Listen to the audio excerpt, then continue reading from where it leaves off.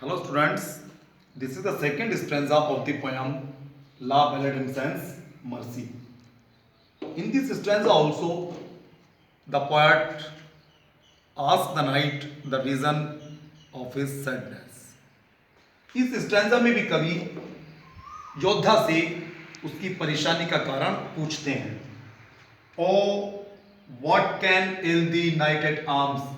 What means क्या Elvis कष्ट दे रहा है दे मीन्स तुझे नाइट एट आर्म्स शस्त्रों से सजे हुए योद्धा. The poet ask the night what is troubling him. कवि योद्धा से पूछते हैं उसे कौन चीज परेशान कर रही है. व्हाट इज हिज प्रॉब्लम, उसकी समस्या क्या है. Why is he walking in such a weather in the jungle. वो ऐसे मौसम में जंगल में क्यों घूम रहा है. सोमिस इतना हैगर्ड मीन्स थका हुआ सा, एंड मिस और सोमिस इतना वॉइड बिगॉन दुख से भरा हुआ. फर्दर द पोएट सेज, आगे कवि कहते हैं the knight is looking very tired. योद्धा बहुत थका हुआ सा लग रहा है. And so woebegone and he is full of sorrows, और वो दुखों से भरा हुआ दिख रहा है. व्हाट इज हिज प्रॉब्लम, उसकी समस्या क्या है. The squirrel's granary is full. The squirrels means गिलहरी का, granary means अनाज का गोदाम, is means है, full means भरा हुआ. Further the poet tells the knight, आगे कवि योद्धा को बताते हैं the winter has started. सर्दी शुरू हो चुकी है. The squirrel has collected its food for winter season. गिलहरी ने सर्दी के मौसम के लिए अपना भोजन इकट्ठा कर लिया है. And the harvest is done, और फसलों की कटाई का काम पूरा हो चुका है. The poet tells the knight, कवि योद्धा को बताते हैं the farmers have reaped and gathered their crops. किसानों ने भी अपनी फसलों की कटाई का काम और अनाज इकट्ठा करने का काम पूरा कर लिया है. द पोएट वांट्स टू से, कवि यहां पर कहना चाहते हैं नो एनिमल और no human being is coming outside, कि कोई भी पशु या कोई भी इंसान घरों के बाहर नहीं आ रहा है. Everybody is living at ease in his house. हर एक चीज, हर एक इंसान, हर एक एनिमल अपने अपने घरों में आराम से रह रहा है. Then why is the knight walking in such a bad weather. फिर वो योद्धा ऐसे खराब मौसम में जंगल में क्यों घूम रहा है.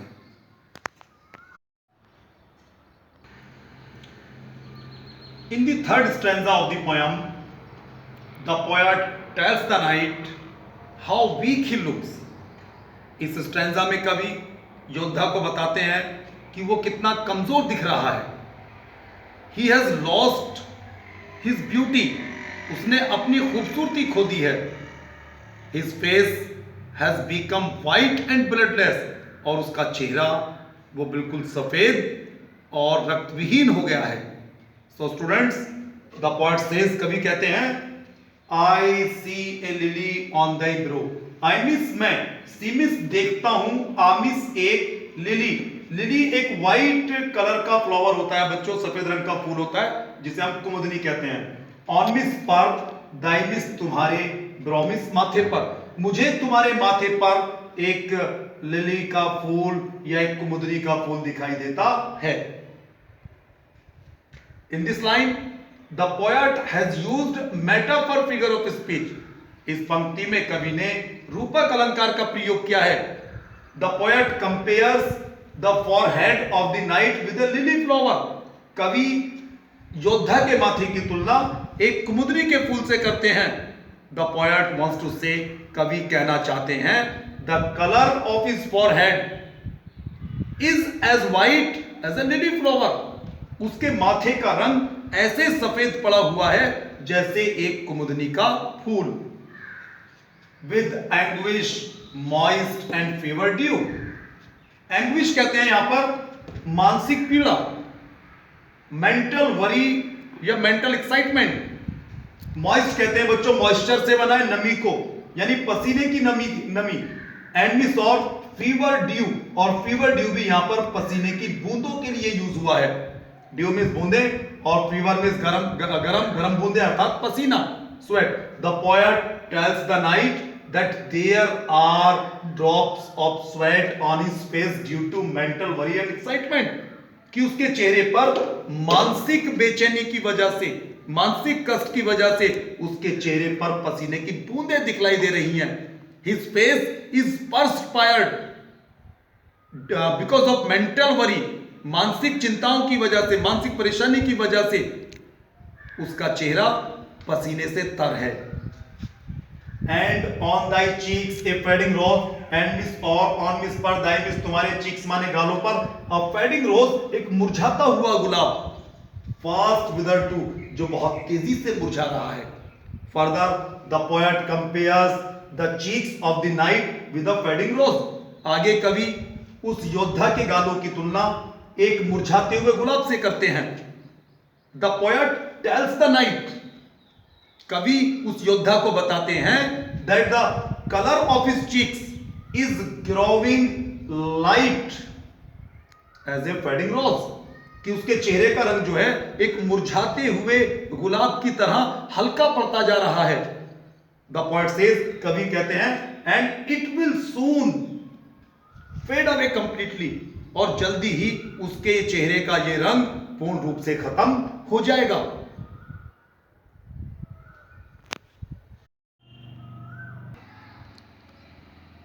This is the fourth stanza of the poem La Belle Adamson's Mercy. In the first three stanzas, the poet asks several questions to the knight. In the fourth stanza, the knight now replies. इस stanza में योद्धा कवि के प्रश्नों का उत्तर देते हैं। The knight tells the poet, योद्धा कवि को बताते हैं, I met a lady in the meads. I miss मुझे met miss मिली थी, a lady एक महिला, in miss में the meads miss चरागाह में, या आप कह सकते हैं घास के मैदान में। Here the knight tells the poet that he met a lady in the meadow, उसे चरागाह में, उसे घास के मैदान में एक महिला मिली थी। Further the knight says, आगे योद्धा कहते हैं full beautiful, full मीन्स पूर्ण रूप से, beautiful मीन्स सुंदर। The knight tells the poet that she was perfectly beautiful, वो पूर्ण रूप से सुंदर थी। आमिस एक, फेरीज माने परियों के सी, चाइल्ड मीन्स बच्ची, परियों के सी बच्ची। The knight tells the poet that she was so beautiful, वो इतनी खूबसूरत थी, that she looked like a fairy child, कि वो एक परी के सी बच्ची दिखती थी। Her hair was long, उसके बाल लंबे थे। She had beautiful and long hair, उसके लंबे लंबे खूबसूरत बाल थे। Her foot, उसकी चाल was miss थी, light means हल्की हल्की, यानी वो हल्के हल्के कदमों से चलती थी।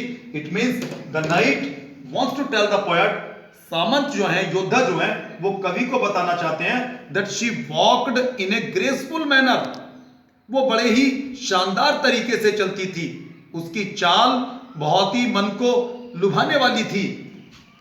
एंड हर आयस वर वाइल्ड, एंड मिस और हर आयस उसकी आंखें वर्मिस थी वाइल्ड। वैसे तो बच्चों वाइल्ड का मीन्स होता है जंगली, लेकिन यहाँ पर वाइल्ड का मीन्स जंगली नहीं है, बल्कि वाइल्ड से यहाँ पर कवि का मतलब है फुल ऑफ एक्साइटमेंट या फुल ऑफ इमोशंस, भावनाओं से भरी हुई या उत्तेजना से भरी हुई। The night tells the poet, योद्धा कवि को बताते हैं दैट हर आयस were full of emotional excitement, कि उसकी आंखें जो थी वो भावनात्मक उत्तेजना से भरी हुई थी।